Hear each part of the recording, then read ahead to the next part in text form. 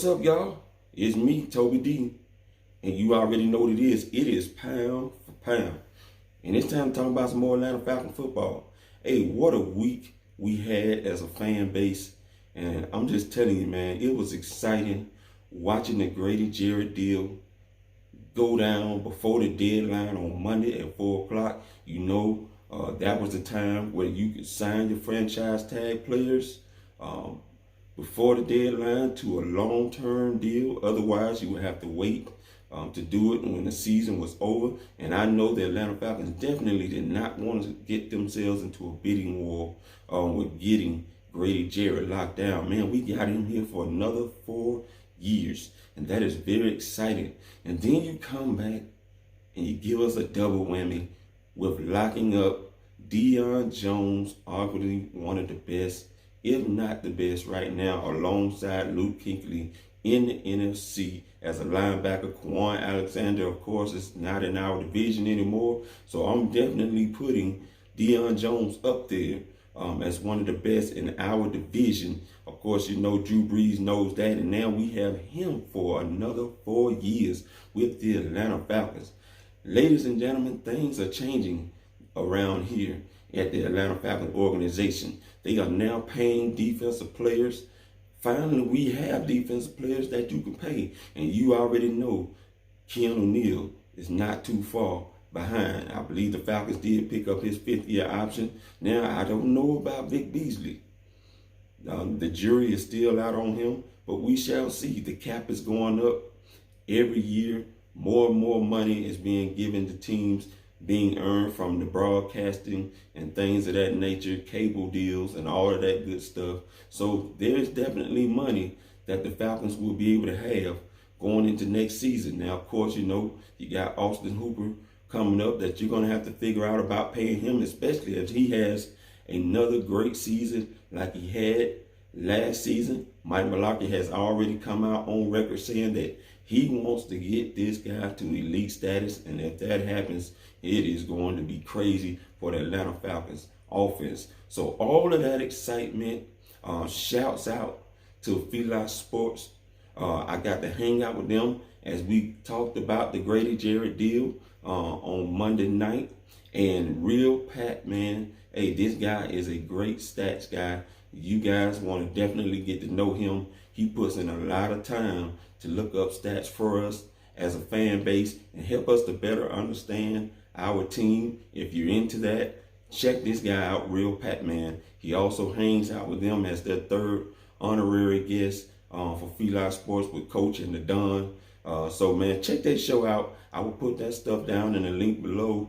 And you guys can go and check them out and see how they do things. They cover all the sports, not just the Atlanta Falcons, but the real Pat Man does be on there with them from time to time. Check this guy out. Also, if you're looking at the pictures behind me with Matt Ryan on this side, Julio Jones on this side, I have to give a shout out to my wife, Jaquel D. She did a great job surprising me with these pictures. I had no idea that they were coming. She kind of leaked it out a little bit the day before they showed up, but I still didn't know what it was she had in mind. She's been really supporting her husband with the Atlanta Falcons, and it's all in my living room right now. On one side, I got Atlanta Falcons stuff that is up on the wall, and now over here. And if you're looking for the guy who did this for me, his name is Tabiro, PNW Art Productions, TabiroPhotography.com. I'm going to put all of that down in the description below. Look, I don't get paid to put any of this out here to do a plug for this, but this guy did such a great job that I had to put it out there that he did it. That's the only way to do it for me. And hey, it's time to talk about the offensive line battles. You all know as well as I know what the Atlanta Falcons went out and did in free agency when they went out and picked up Jamon Brown, and then they come back and get James Carpenter. They paid Ty Sambrailo some good money as a right tackle for the Atlanta Falcons. I'm sure a lot of you are still shaky about that because all you can think of is what Vic Beasley was able to do to him when they was with the Broncos. But hey, he did pretty well coming in, filling in for Ryan Schrader, who struggled for most of the year last year after he had gotten his deal from the Atlanta Falcons.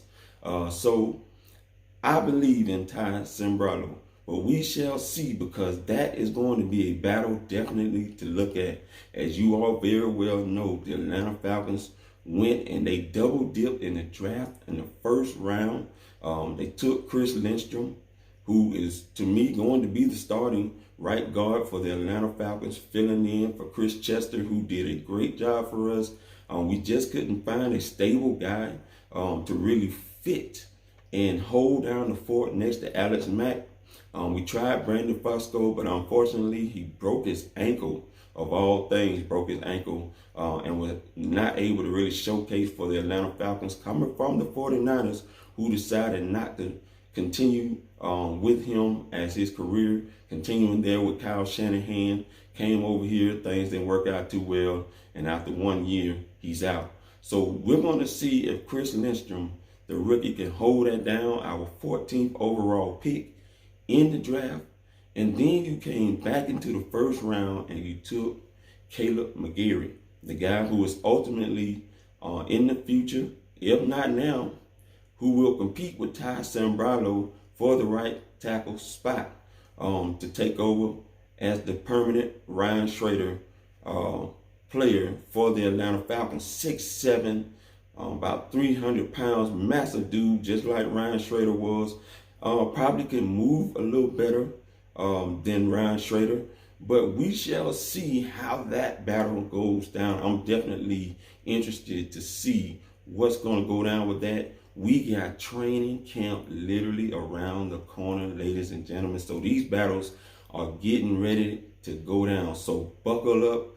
And I believe this is going to be one of the best Falcons competitive battles we've ever seen from the offensive line, as the Falcons went out and made all of these moves.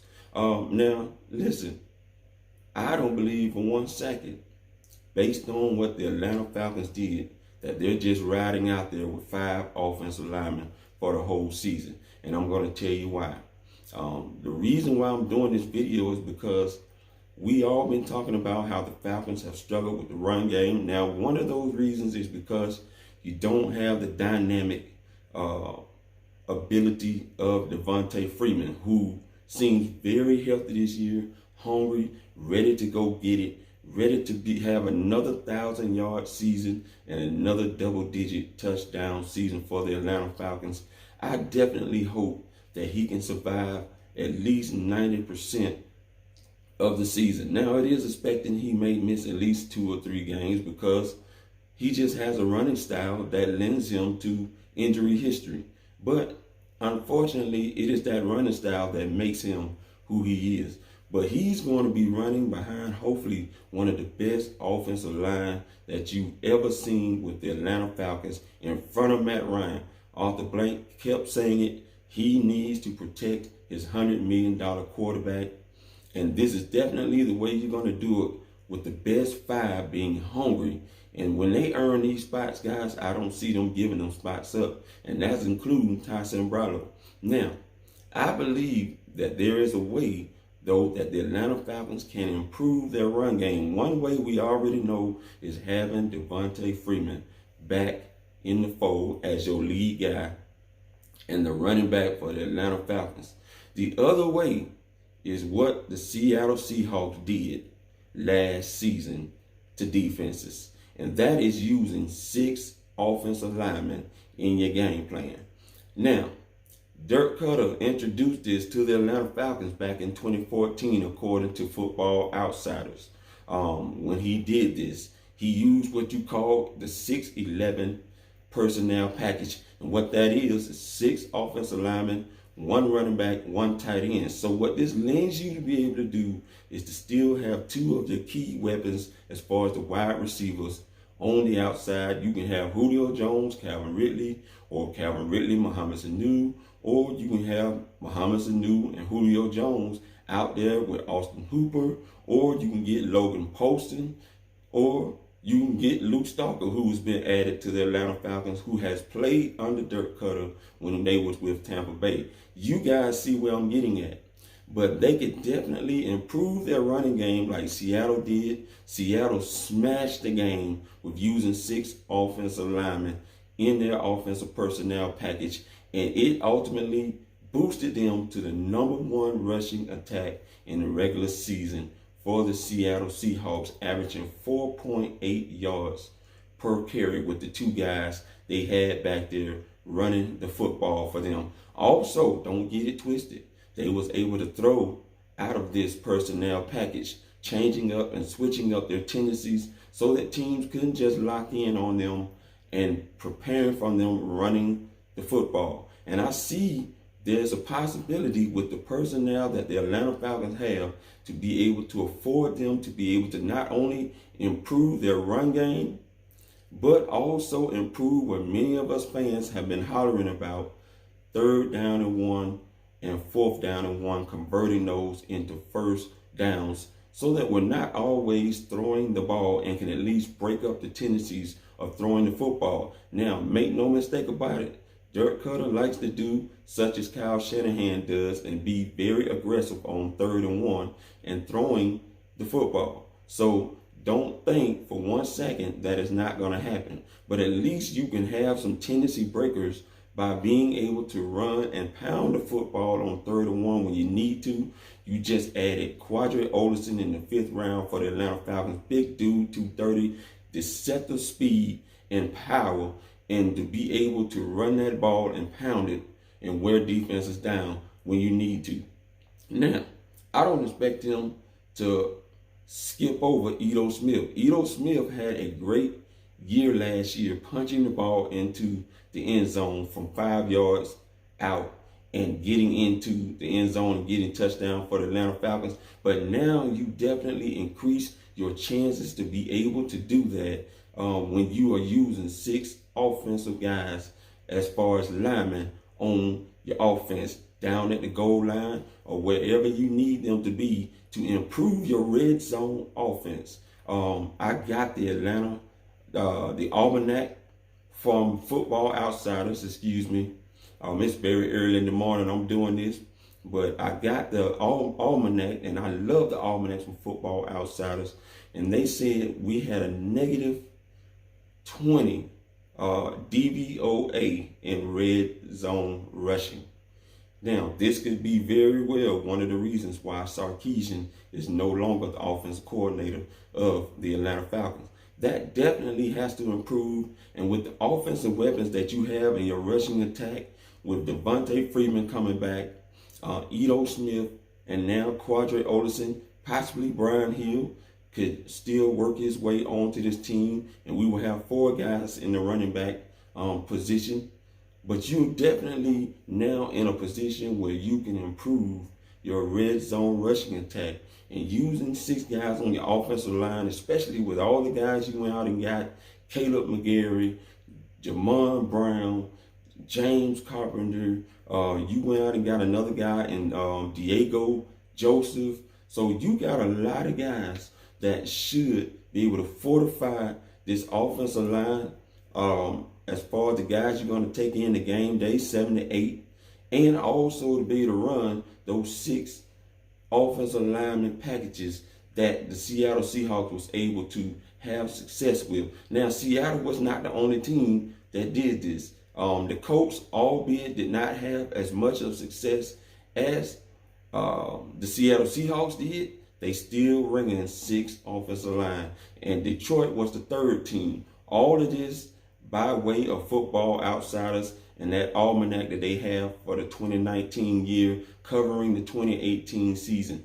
Now, we know, like I said, Dirk Cutter has done this before. He didn't do it last year, but he had a lot of success with it when he was with the Tampa Bay Bucks, using that personnel package. Also, he used the 6-12 personnel package. So you have the personnel to be able to cover that as well. 6 offensive linemen, and you have 1 running back and 2 tight ends.